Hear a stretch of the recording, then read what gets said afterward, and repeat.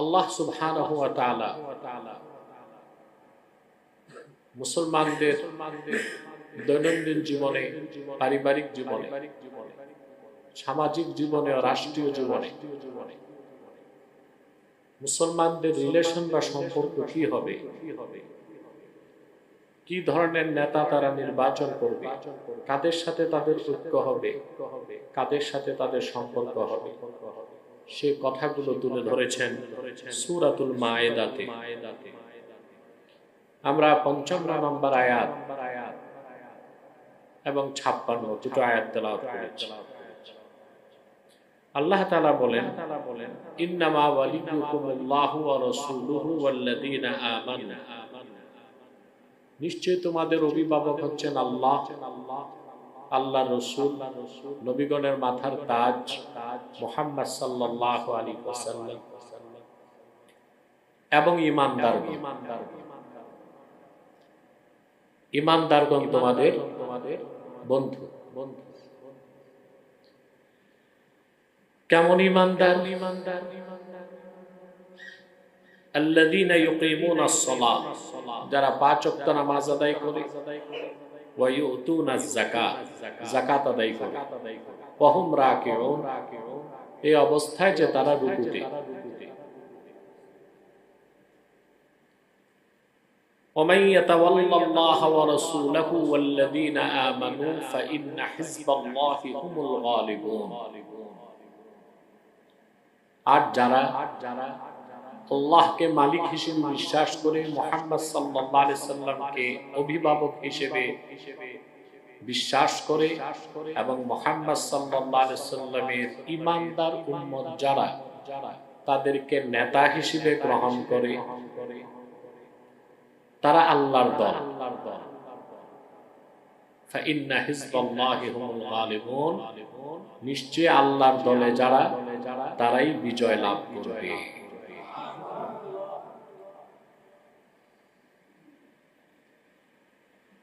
ওয়ালি শব্দের অনেক অর্থ বিগত কালে আমি বলেছি। ওয়ালি শব্দের একটা অর্থ হচ্ছে নাসির বা সাহায্যকারী। সাহায্যকারীকে আরবিতে ওয়ালি বলা। যেমন ইন্না ওয়ালিয়াল্লাহুল্লাযী নাযালাল কিতাবা ওয়া হুয়া ইয়াতাওয়াল্লাস সালিহিন, নিশ্চয় আমার সাহায্যকারী হচ্ছেন আমার আল্লাহ, যিনি মুহাম্মদ সাল্লাল্লাহু আলাইহি ওয়াসাল্লামের উপর কোরআন নাযিল করেছেন এবং মুহাম্মদ সাল্লাল্লাহু আলাইহি ওয়াসাল্লামের উম্মতের নেককারদেরকে যিনি পৃষ্ঠপোষকতা দেন। এখানে ওয়ালি অর্থ সাহায্যকারী। আবার আল্লাহ তাআলা অভিভাবক অর্থে ওলি শব্দ ব্যবহার করেছেন। যেমন আল্লাহ তাআলা বলেন, আল্লাহু ওয়ালিয়ুল্লাযীনা আমানু ইউখরিজুহুম মিনাজ যুলুমাতি ইলান নূর, যারা ঈমানদার তাদের ওয়ালি বা অভিভাবক হচ্ছেন আল্লাহ।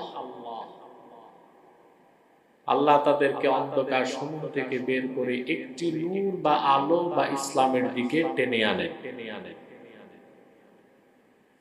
এখানে ওয়ালি অর্থ, আরে কথা তো বলবে। আবার ওয়ালির একটা অর্থ হচ্ছে মুহিব, বন্ধু। যেমন আল্লাহ তাআলা বলেন, আলা ইন্না আউলিয়া আল্লাহি লা খাউফুন আলাইহিম ওয়া লা হুম ইয়াহজানুন। সাউন্ডটা ঠিক করো, হর্নে আওয়াজ লাগবে, সাউন্ডটা স্মুথ হবে, শীষ হবে না।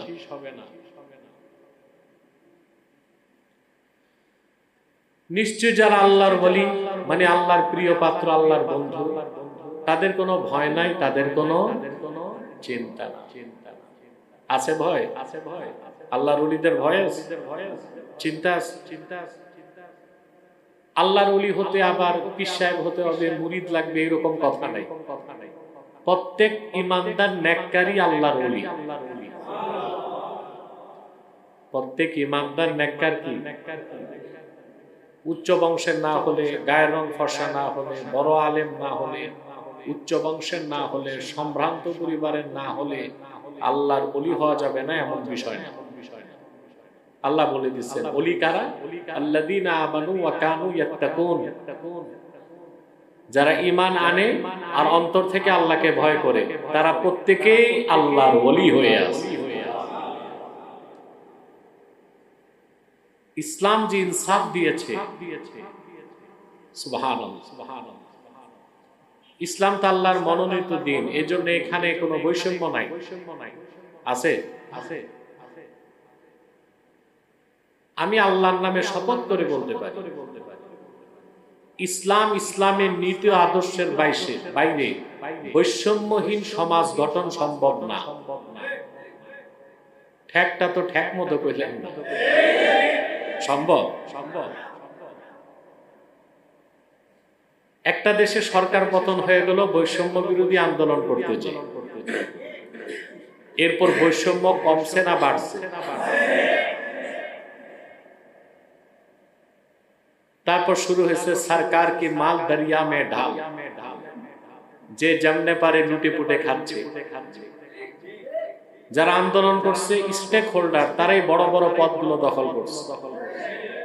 কেউ কেউ মসজিদ দখল করছে, কেউ প্রশাসন দখল করছে, কেউ ফ্যাক্টরি দখল করছে। আর আন্দোলন শুরু হলো বৈষম্য বিরোধী আন্দোলন। এখন এই বৈষম্য বিরোধী আন্দোলন যারা করেছে, তারা তো ইসলামকে লালন করে নাই, এখনো তারা ইসলামকে লালন করে না, বরং ইসলামের দোহাই যারা দিত, এখন তো তাদের অনেকে খ্রিস্টান হচ্ছে, নয় হিন্দু হচ্ছে, গির্জায় দৌড়ায়, নয় মন্দিরে দৌড়ায়।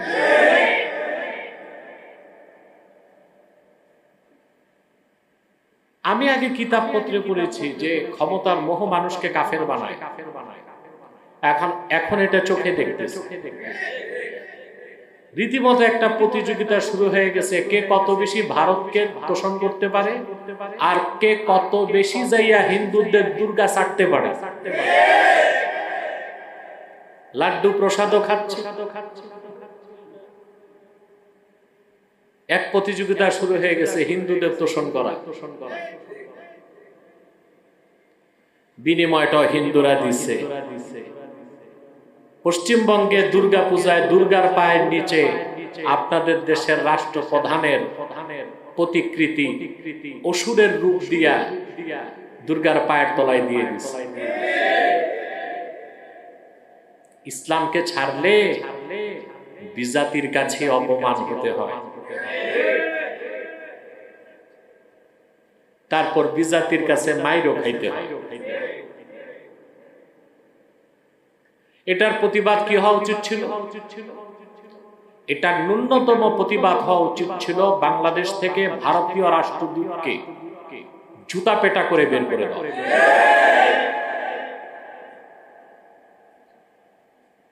ইসলামের আদর্শ থেকে এত দূরে সরে গেছে আমাদের দেশের নেতাগুলো, এতটা হীনমন্যতায় ভুগছে, ব্যক্তিত্ব বোধকে হারিয়ে ফেলেছে, সম্মান মর্যাদার কথা ভুলে গিয়েছে, যে এত বড় ন্যাক্কারজনক কাজের ন্যূনতম রাষ্ট্রীয় প্রতিবাদ করার ভাষাটাও তারা হারিয়ে ফেলেছে। ইসলাম মানুষকে ইজ্জত দেয়, ইসলাম ছেড়ে দিলে বেইজ্জত হতে হয়। এখনো যদি বিজাতির সাথে প্রীতি, সখ্যতা, বন্ধুত্ব বাদ দিতে না পারেন, তো সামনে আরো খেসারত দিতে হবে। তো বলছিলাম ইসলামের মধ্যে কি ট্রান্সপারেন্সি, কি স্বচ্ছতা, কি ইনসাফ। যেই গোত্রের যেই বংশের মানুষ হোক, আল্লাহর ওলি হইতে বাধা নাই। আমরা খুশি হলাম না? যে গোত্রের হোক, যে বংশের হোক, আল্লাহর ওলি হতে বাধা নাই। শর্ত দুইটা, ঈমান এনে মুহাম্মদ সাল্লাল্লাহু আলাইহি ওয়াসাল্লামের উম্মত হতে হবে, আর আল্লাহকে ভয় করে নেক আমল করতে হবে। এই দুইটা পুঁজি। কয়টা পুঁজি? এখন আল্লাহর ওলি হওয়ার প্রথম শর্ত তো আমরা পূরণ করছি, আমরা মুমিন।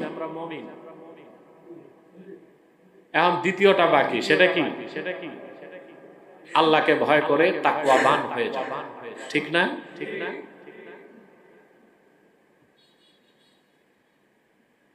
তো ওয়ালি শব্দের কতগুলো অর্থ দেখলাম। ওয়ালি শব্দের একটি অর্থ নাসের, সাহায্যকারী, আরেকটি অর্থ মুহিব, বন্ধু, আরেকটি অর্থ অভিভাবক। এজন্য তরজমাটা আমরা সেভাবে লক্ষ্য রেখে করেছি, ইন্নামা ওয়ালিয়ুকুমুল্লাহু ওয়া রাসূলুহু, নিশ্চয় মুমিনগণ তোমাদের মালিক আল্লাহ, অভিভাবক আল্লাহ, আল্লাহর হাবিব মুহাম্মদ সাল্লাল্লাহু আলাইহি ওয়াসাল্লাম। ওয়াল্লাযীনা আমানু, এবং মুহাম্মদ সাল্লাল্লাহু আলাইহি ওয়াসাল্লামের উম্মতের মধ্যে যারা ঈমান এনেছে, ঈমানদার। কেমন ঈমানদার? আল্লাযীনা ইউকিমুনাস সালাতা ওয়া ইউতুনাজ যাকাতা ওয়া হুম রাকিউন, যারা নামাজ আদায় করে 5 ওয়াক্ত, নামাজে থেকে যাকাত দেয়। সুবহানাল্লাহ। এখন নামাজ পড়ে যাকাত দিলাম এটা বুঝি, নামাজে থেকে যাকাত, এটা কি বিষয়? নামাজ পড়লে তো যাকাত দেওয়া যায় না, আর যাকাত দেওয়ার সময় নামাজ পড়া যায় না। আল্লাহ বলেছেন যারা নামাজ পড়ে নামাজে থেকে যাকাত দেয়, রুকু অবস্থায় যাকাত দেয়। এটা অনেকগুলো ব্যাখ্যা আছে। আওয়াজটাকে সফট করে দিতে বলবো, কর্কশ বানায় রাখ।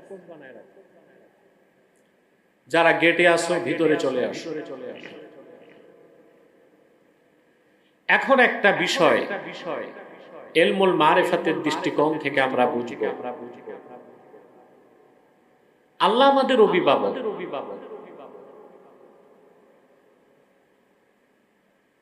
এই যে আল্লাহ আমাদের অভিভাবক, এটা তো ভাষায় প্রকাশ করার মতো না। তিনি আমাদের সৃষ্টি করেছেন, আমাদেরকে রক্ষণাবেক্ষণ করেন, আমাদেরকে রিজিক দেন, আমাদের দিকে দৃষ্টি রাখেন, আমাদের সবকিছু প্রয়োজন মিটায় দেন। আমাদের জীবন মৃত্যু সব আল্লাহর হাতে, ঠিক না? আমরা আল্লাহর হাবিব মুহাম্মদ সাল্লাল্লাহু আলাইহি সাল্লামের আনিত দ্বীনকে গ্রহণ করেছি। মুহাম্মদ সাল্লাল্লাহু আলাইহি ওয়াসাল্লাম আল্লাহর প্রিয় হাবিব, তিনি আমাদের মহান নেতা, 1 লক্ষের উপর পয়গম্বরেরও নেতা। রাসূলুল্লাহ সাল্লাল্লাহু আলাইহি ওয়াসাল্লাম আমাদের কেমন অভিভাবক, এটা বুঝতে আপনাকে মারিফতের গভীরে ঢুকতে হবে। এক কথায় মুহাম্মদ সাল্লাল্লাহু আলাইহি সাল্লাম এক মুহূর্তের জন্য রূহানি ভাবে উম্মতের দিক থেকে দৃষ্টি সরান না। সুবহানাল্লাহ। উম্মতের কে গাউস হবে, কে কুতুব হবে, কে আবদাল হবে, সব আল্লাহর হাবিবের হুকুমে। সব আল্লাহর হাবিবের হুকুমে। সুবহানাল্লাহ। তিনি আমাদের আমলগুলো দেখেন, আমাদের জন্য দোয়া করেন, আল্লাহর কাছে কান্না করেন। সহিহ হাদিস দিয়ে প্রমাণিত। রাসূলুল্লাহ সাল্লাল্লাহু আলাইহি ওয়াসাল্লাম ইরশাদ করেছেন, তুরাদু আলাইয়া আ'মালুকুম ফামা রাআইতু মিন খাইরিন ফাহামিদতুল্লাহ আলাইহি ওয়া মা রাআইতু মিন শাররিন ফাস্তাগফারতুল্লাহ লাকুম। উম্মত, আমি চলে যাবার পরও আমি তোমাদের ভুলবো না। তোমাদের আমলগুলো আমাকে দেখানো হবে। সুবহানাল্লাহ বলবেন। আমি যখন দেখবো তোমরা ভালো কাজ করছো, আমি আল্লাহর প্রশংসা করব। যখন দেখবো তোমাদের মধ্যে কেউ কেউ গুনাহ করছে, আমি আল্লাহর কাছে তোমাদের জন্য ক্ষমা চাইবো। মুসা নবীর সাথে চলে যাবার পর তার উম্মতের সম্পর্ক ছিল না। ঈসা নবী আকাশে ওঠার পর তার উম্মতের সাথে তার এই সম্পর্ক আর ছিল না। ছিল পয়গম্বর ইব্রাহিম দুনিয়া থেকে বিদায় নেবার পর ওনার উম্মতের সাথে সম্পর্ক ছিল না। কিন্তু হাবিবে খোদা সরওয়ারে কায়নাত মুহাম্মদ মুস্তাফা সাল্লাল্লাহু আলাইহি সাল্লাম দুনিয়া থেকে ১৫০০ বছর আগে বিদায় নিয়েছেন। হায়াতুন নবী হিসেবে জান্নাতুল ফেরদাউস রওজা মুবারকে বিশ্রাম নিয়েছেন। এক মুহূর্তের জন্য উম্মতকে ভুলেন না। সুবহানাল্লাহ। আল্লাহর হাবিবের চেয়ে বড় অভিভাবক আর কেউ হতে পারে আমাদের?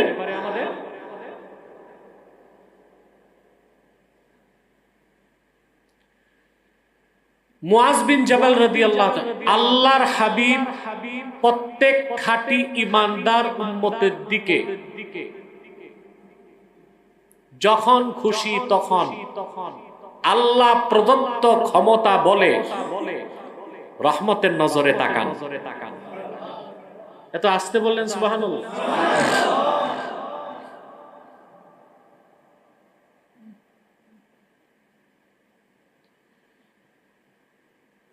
হযরত আব্দুল আজিজ দাব্বাগ বহুত বড় সুফি সাধক ছিলেন। ওনার একটা ঘটনা শেখুল হাদিস আল্লামা হুসেন আহমদ মাদানী রাহমাতুল্লাহ ওনার মাকতুবাতে এসেছে, আমার কাছে আছে মাকতুবাতে শেখুল ইসলাম। আব্দুল আজিজ দাব্বাগ একদিন তার মুরিদ ভক্তদেরকে বললেন যে আমি কাশফে দেখলাম যে প্রত্যেক খাঁটি ইমানদারের সিনায় আল্লাহর হাবিবের পক্ষ থেকে একটা নূরের সুতা ঢুকছে।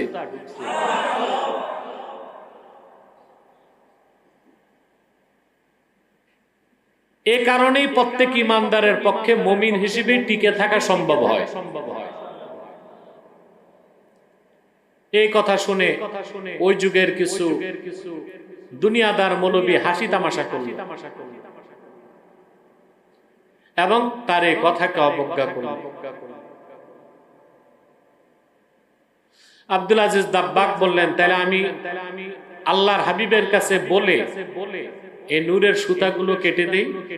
বলে কাটেন। হুসেন আহমদ মাদানী রাহমাতুল্লাহ তাহরীর করেছেন, তার মাকতুবাতে আছে আব্দুল আজিজ দাব্বাগের এই কথা যারা বিশ্বাস করে নাই তাদের প্রত্যেকে কেউ ইহুদি, কেউ খ্রিস্টান, কেউ মাজুসি হয়ে মারা গেছে। ঈমানের উপর টিকে থাকতে পারে নাই। রাসূলুল্লাহ সাল্লাল্লাহু আলাইহি সাল্লাম আপন উম্মতের প্রতি মদিনা মুনাওয়ারা জান্নাতুল ফেরদাউস থেকে এত বেশি নজর রাখে। রাসূলুল্লাহর চেয়ে বড় অভিভাবক আর কেউ হতে পারে? সুবহানাল্লাহ।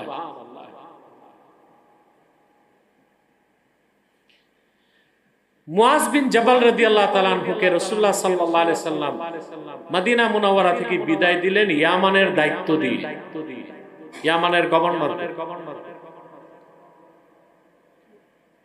আল্লাহর হাবিব সাল্লাল্লাহু আলাইহি ওয়াসাল্লাম দো জাহানের বাদশা ওনার নগণ্য সাহাবী মুআজকে আগায় দিলেন কিছু দূর। রাসূলুল্লাহ সাল্লাল্লাহু আলাইহি সাল্লাম কি তাওয়াদু, কি বিনয় শিক্ষা দিয়েছেন উম্মতকে। হ্যাঁ, দো জাহানের বাদশা, সরওয়ারে কায়নাত, নবীগণের মাথার তাজ, আখিরি নবী মুহাম্মদ সাল্লাল্লাহু আলাইহি ওয়াসাল্লাম ওনার নগণ্য সাহাবী মুআজকে কিছু দূর আগায় দিলেন। এটা সুন্নাত। আপনি কাউকে বিদায় দিলে একটু কি করবেন? আগায় দিবেন। মেহমান আসলে একটু যদি একটু সম্মানিত ব্যক্তি হয় তাকে দাঁড়িয়ে আপনি আলিঙ্গন করবেন, মুসাফা করবেন, তাকে গ্রহণ করবেন, বিদায় বেলা একটু এগিয়ে দিবেন। এটা সুন্নাত। এটা কি? আমাদের দেশের পীর সাহেবরা, নেতারা এসব সুন্নতের প্রতি দৃষ্টি নাই। পীর সাহেব নেতা গদ্দায় বসলে একবার আইকা দিয়া ফিট হয়ে যায়, উঠে না, উঠতেও চায় না। রাসূলুল্লাহ সাল্লাল্লাহু আলাইহি ওয়াসাল্লাম মুআজ বিন জাবালকে বললেন, হতে পারে আগামী বছর এসে তুমি আমাকে পাবা না। অঝর দ্বারায় হযরত মুআজ কাঁদতে লাগলেন আর বললেন, তাহলে আপনি আমাকে দূরে পাঠাচ্ছেন কেন? আল্লাহর হাবিব বলেন, মুআজ মনে রেখো, ইন্না আওলান নাসি বিয়াল মুত্তাকুন, আমার উম্মতের যারা তাকওয়াবান, যার যত বেশি তাকওয়া সে আমার তত, আমার নজরের তত কাছে থাকে। বলেন সুবহানাল্লাহ। আল্লাহর হাবিবের চেয়ে বড় অভিভাবক কেউ হতে পারে? কথা বলেন।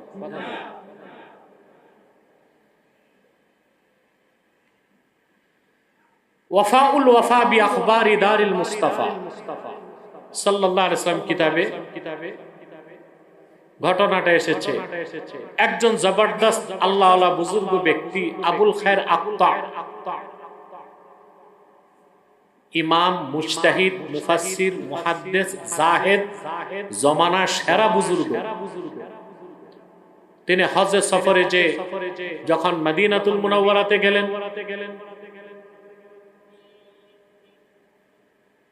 এখন মদিনা মুনাওয়ারাতে উপস্থিত হবার পর তিনি বলেন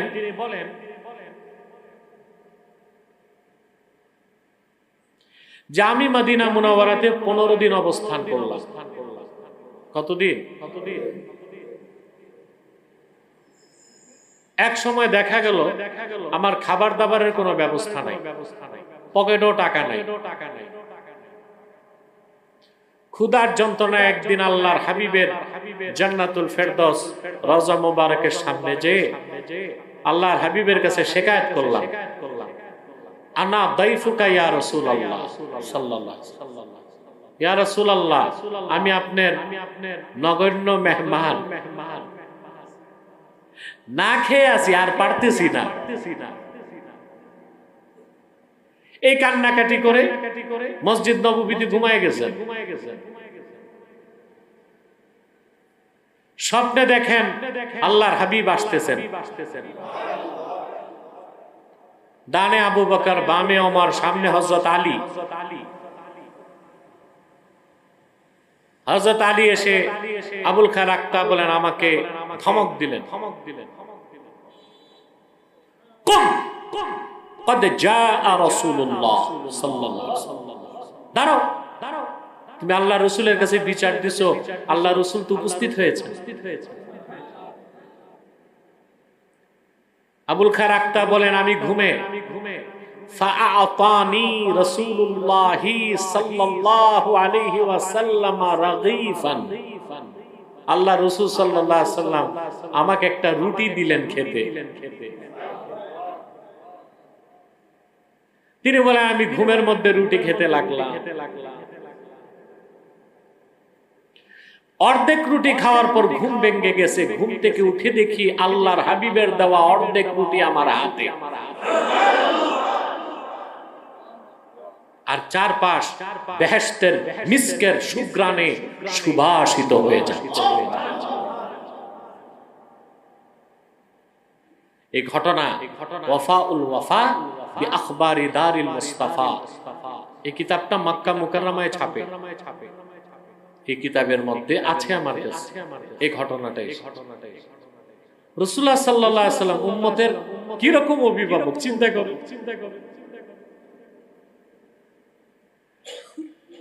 আবু বকর সিদ্দিক রাদিয়াল্লাহু তাআলা আনহুর জামানায় মিথ্যানুবতের দাবিদার মুসাইলামাতুল কাজ্জাব জাহান্নামের এই কুত্তাটার বিরুদ্ধে সাহাবায়ে কেরাম গেছেন যুদ্ধ করতে। একজন দুইজন না, 30,000। কত হাজার সাহাবী? খালেদ সাইফুল্লাহর নেতৃত্বে। আমি যে তথ্যটা দিচ্ছি ইবনে জারির তাবারি তার ইতিহাস গ্রন্থে তা উল্লেখ করেছেন। প্রচুর সাহাবী শাহাদাত বরণ করছেন, কারণ মুসাইলামাতুল কাজ্জাব জাহান্নামের কুকুরটা কয়েক লক্ষ কাফের সৈন্য নিয়ে উপস্থিত হয়েছিল। বুঝতেছেন? সাহাবায়ে কেরাম যখন দেখলেন প্রচুর সাহাবী শাহাদাত বরণ করছেন, সাহায্যের জন্য সাহাবায়ে কেরাম ইয়ামান থেকে মদিনাতুল মুনাওয়ারার দিকে ঘুরে চিৎকার দিচ্ছেন, ইয়া মুহাম্মাদ সাল্লাল্লাহু আলাইহি ওয়াসাল্লাম।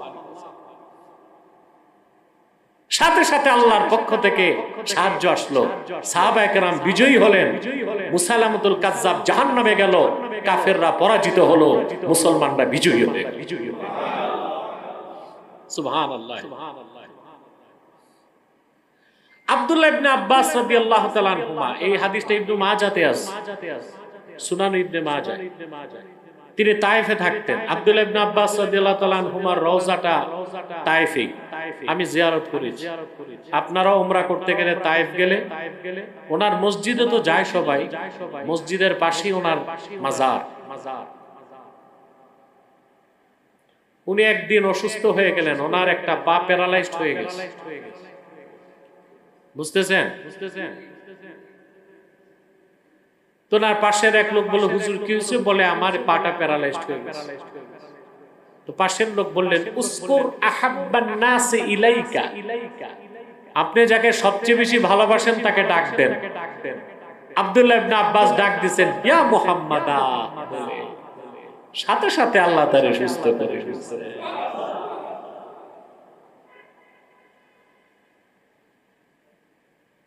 আল্লাহর হাবিব পূর্বের যত পয়গম্বর বিদায় নিয়েছেন তাদের সাথে তাদের উম্মতদের সম্পর্ক ছিল না। কিন্তু আমাদের প্রিয় নবী মুহাম্মদ সাল্লাল্লাহু আলাইহি ওয়াসাল্লাম ১৫০০ বছর আগে দুনিয়া থেকে বিদায় নিয়েছেন, জান্নাতুল ফেরদাউস রওজা মুবারকে বিশ্রাম নিয়েছেন। কিন্তু উম্মতের দিক থেকে রুহানি নজর, রহমতের নজর সরান না। তো রাসূলুল্লাহর চেয়ে বড় অভিভাবক আর কেউ হইতে পারে? আল্লাহর হাবিব মুহাম্মদ সাল্লাল্লাহু আলাইহি ওয়াসাল্লামকে অভিভাবক হিসেবে গ্রহণ করা ঐচ্ছিক বিষয় না, আবশ্যিক বিষয়। আল্লাহর হাবিব মুহাম্মদ সাল্লাল্লাহু আলাইহি ওয়াসাল্লাম গোটা উম্মতের মুসলিমান নেতা, অভিভাবক মুহাম্মদ সাল্লাল্লাহু আলাইহি ওয়াসাল্লাম, তিনি সকল নবী রাসূলগণেরও নেতা। উনি যে দিন রেখে গেছেন ১৫০০ বছর আগে, যে আদর্শ রেখে গেছেন, যে সুন্নাহ রেখে গেছেন, সেটার থেকে কেউ যদি মুখ ফিরিয়ে অন্য কোন নেতা, ব্যক্তি বা কারো আদর্শ অনুসরণ করে, ওয়াল্লাহি রাব্বিল কাবা, কাবার মালিক আল্লাহর কসম, সে ব্যক্তি মুসলমান হতে পারে না, কাফের। রাসূলুল্লাহর অনুসরণ ঐচ্ছিক না আবশ্যিক? এটা কি না ঐচ্ছিক? আল্লাহ কোরআন কারীমে বলেছেন, কুল আতিউল্লাহ ওয়ার রাসূল ফাইন তাওয়াল্লাউ ফাইন্নাল্লাহা লা ইউহিব্বুল কাফিরিন। প্রিয় হাবিব মুহাম্মদ সাল্লাল্লাহু আলাইহি ওয়াসাল্লাম, আপনি বলুন, তোমরা আল্লাহর আনুগত্য করো, তার রাসূলের আনুগত্য করো। ফাইন তাওয়াল্লাউ, যদি এই আনুগত্য থেকে তারা মুখ ফিরিয়ে নেয়, তারা কাফের। আর আল্লাহ তাআলা কখনো কাফেরদেরকে ভালোবাসেন না। রাসূলুল্লাহর আদর্শ, ওনার দ্বীন, ওনার অনুসরণের বাইরে যে ব্যক্তি চলবে, সে ব্যক্তি নিজকে মুসলমান দাবি করতে পারে না। আজকে যে সমস্ত ইসলামী রাজনীতির ব্যানারে আন্দোলন করছেন যারা, আপনারা রাজনীতির ক্ষেত্রে আল্লাহর রাসূলের দেখানো যে আদর্শ খোলাফায়ে রাশিদিন অনুসরণ করেছেন, সেখান থেকে শুধু সরে যান নাই, সে আদর্শ বাদ দিয়া ক্ষমতায় যেতে আপনারা পশ্চিমাদের সাথে হাত, ওসমানী খেলাফতের অবসান ঘটলো। 1942 সালে তোমরা রাজনৈতিক দল খুলছো, 80 বছরই কি করছো তোমরা? ক্ষমতায় তো যেতে পারো নাই পৃথিবীর কোথাও। তো তোমরাই কি করছো? গণতন্ত্র পূজা করে। তোমরা তো গণতন্ত্র পূজা করে রাসূলুল্লাহর আদর্শ থেকে দূরে সরে গেছো। দুনিয়াও পেলা না, আখিরাতও পেলা না। আমরা যারা খেলাফার আদর্শ বিশ্বাস করে খেলাফার কথা বলি, দুনিয়া না পেলেও রাসূলুল্লাহর কদমের সামনে জায়গা পেয়ে যাব।